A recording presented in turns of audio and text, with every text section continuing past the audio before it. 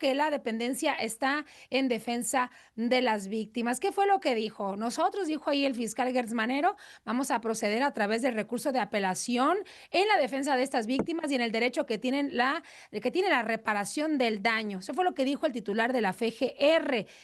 Y bueno, pues te surgen obviamente muchas preguntas y que pocos han respondido.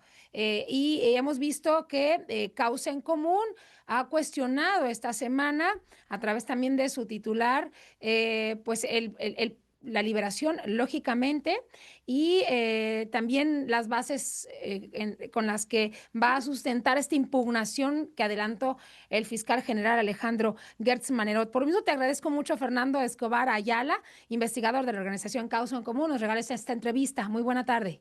¿Qué tal, Michelle? Muy buena tarde.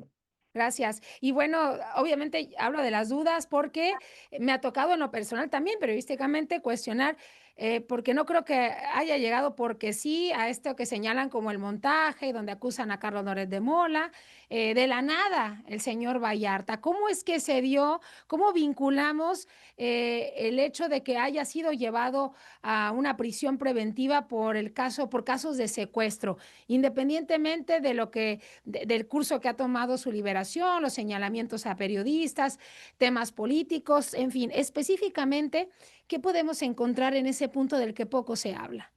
Mira, yo creo que por razones históricas, la Procuración de Justicia en México pues siempre está Ujú. ligada con calendarios políticos o con intenciones políticas, ¿no? Esta, digamos, creo que nos sitúa en un tema muchas veces poco referido en los diagnósticos y en las estrategias de seguridad que tiene que ver con la impunidad. La impunidad históricamente ha sido, yo te diría, creo que la clave de bóveda para entender al régimen político en México. ¿Y qué quiero decir con esto? Que el uso selectivo el ejercicio selectivo de la ley, sobre todo para este tipo de casos, siempre ha sido una suerte como de moneda de cambio para los actores políticos. Entonces, no sobran razones o motivos para observar esta liberación dentro del contexto político como una forma de desviar la atención. Creo que son interpretaciones que se valen y que Ujú. con válidas razones se han puesto sobre la mesa, Así es. pero que al final del día también nos tienen que remitir a un problema fundamental y que ya no tiene tanto que ver, digamos, con eh, digamos, los intereses políticos necesariamente, sino más bien con las capacidades reales con las que cuenta la Fiscalía General de la República pues, para judicializar casos que, fíjate, como estos ya llevan más de 20 años Así es. almacenados.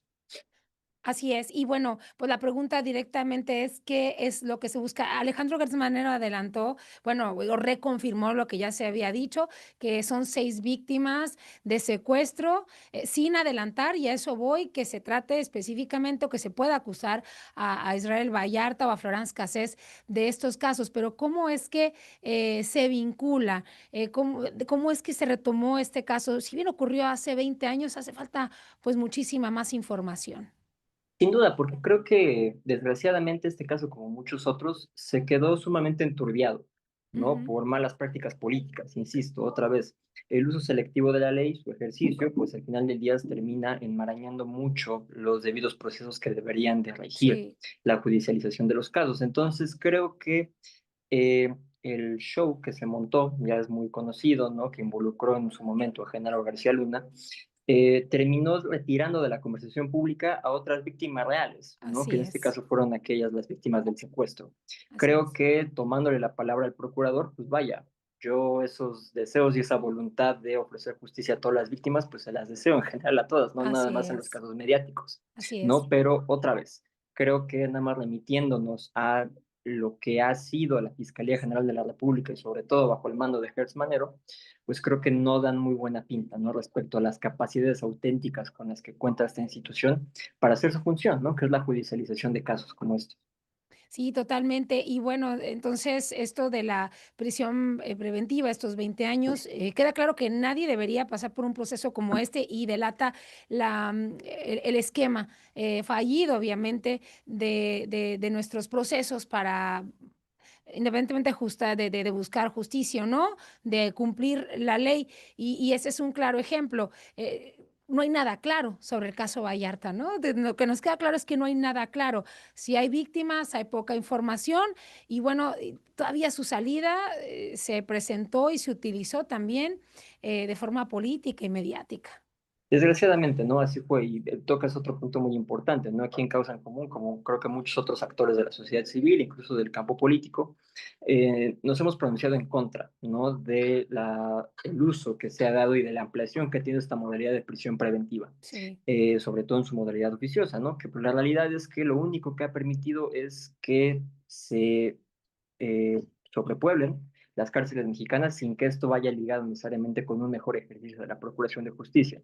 En muchas ocasiones, como nos damos cuenta, creo que este es un caso ejemplar de ello, eh, va muy en contra, incluso entorpece los mismos procesos de investigación. sí. Entonces, que la tendencia sea ir ampliando este catálogo, pues es poco redituable al final del día. Así es, Fernando. ¿Y qué tal, y qué pasa si es culpable?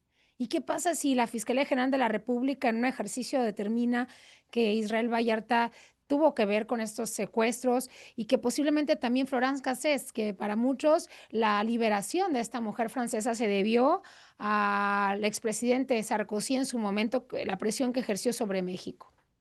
Pues vaya, creo que otra vez leído dentro de los tiempos políticos, pues va a ser una sentencia o más bien una resolución que va a despertar mucha suspicacia, ¿no? Y otra vez creo que con justa razón. Vaya, creo que antes que plantear escenarios de este tipo, lo que hay que reconocer es que hay un gran déficit en capacidades institucionales, de personal, de presupuesto y de capacidades, no nada más en la Fiscalía General de la República, es decir, en general en todas las fiscalías del país, Ujú. que pues permite la intromisión política o el salpicadero político de este tipo de casos, ¿no? Y al final del día, pues también el abandono de las víctimas. Así es, totalmente. Cómo blindar el ejercicio de la ley, sobre todo cuando se trata de casos donde se requiere, pues obviamente un trabajo muy minucioso por parte de todo el Poder Judicial, porque hay casos también mucho más fuertes, como obviamente el de Israel Vallarta, pero esto tuvo una relevancia por la situación, ya lo mencionamos, tanto del inicio como entraron, ingresaron al penal, hasta la salida, obviamente esto, pues obviamente político. ¿Cómo se blinda?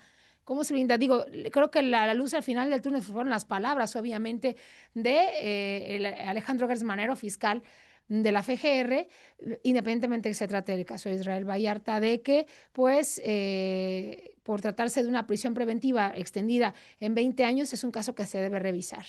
Sí, totalmente. Hablas de cómo fortalecer o cómo blindar esas instituciones y pues vaya, el trabajo es mucho. De entrada, creo que la promesa de autonomía de las fiscalías sigue siendo una promesa incumplida hasta la fecha. Es Ujú. necesario revisar los mecanismos que garantizan la independencia de los fiscales con respecto a los poderes ejecutivos, como también, a ver, creo que hay demanda, dadas las circunstancias, que se fortalezca y se impulse una reforma en materia de procuración de justicia que toque a las fiscalías. Se habló mucho en estos últimos años de la reforma del Poder Judicial, pensando que con eso se desbloqueaba los candados que ataban o que fortalecían, alimentaban de la impunidad, pero la realidad es que estos candados en realidad, su fundación no están simplemente en los juzgados, están en las fiscalías y están en las policías, que son instancias cruciales para lo que es la integración de las carpetas de investigación. Entonces, como te comentaba, en la medida en que continuamos con fiscalías con muy poco presupuesto, con muy poco personal, con policías incapaces de participar debidamente en los procesos de investigación, pues la realidad es que se vamos a seguir teniendo carpetas muy deficientes que al final del día no van a ser debidamente judicializadas. Y vamos a ver seguramente muchos otros casos como el de Vallarta, en el cual se va a dar un abuso de este mecanismo de la prisión preventiva oficiosa solamente para poblar las cárceles del país sin que esto conduzca a una reparación efectiva de las víctimas y a un proceso de construcción de verdad. Así es, Fernando. Y esto, obviamente, sin juzgar desde este espacio, pero con el único objetivo de evitar para la gente que ve y escucha, lee las noticias constantemente. Se ha hablado tanto de la figura de Israel Vallarta que hasta se ha adelantado que no se debe descartar que busque un cargo político en un futuro, pues obviamente ante em, esta figura que él puede adoptar de salir de estos 20 años, pues, obviamente, de esta prisión. ¿Cómo debe ser tratado Israel Vallarta? ¿Cómo debe ser visto Israel Vallarta como una persona, sobre todo porque no hay una resolución de este caso, ¿no? Como alguien que fue víctima de una situación política en nuestro país o como una persona a la que debe estar o debe esperar en cualquier momento, obviamente ser llamado para justicia para un nuevo proceso.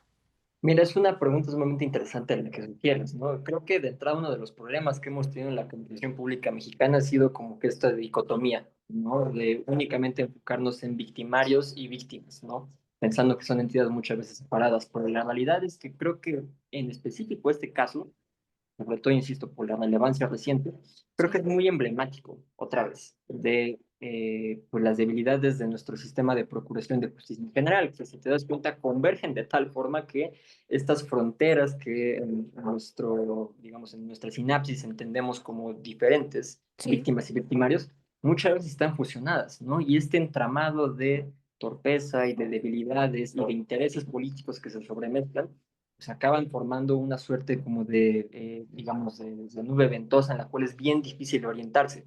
Pero algo para mí es muy claro, ¿no? Al final del día, Nal Vallarta se trata de un ciudadano mexicano que tiene que responder ante las instituciones y que, pues vaya, estuvo involucrado en crímenes, ¿no? Que todavía faltan por ser así debidamente es, sancionados, ¿no? así es. Desgraciadamente, eso también hay que reconocérselo, quienes son los responsables de resolver estos casos pues, son instituciones demasiado débiles y autoridades muy incompetentes también. Y que vaya que tienen un gran esfuerzo por resolver esto. Fernando, gracias por la entrevista. No, un placer mucho. Vamos a una pausa, volvemos.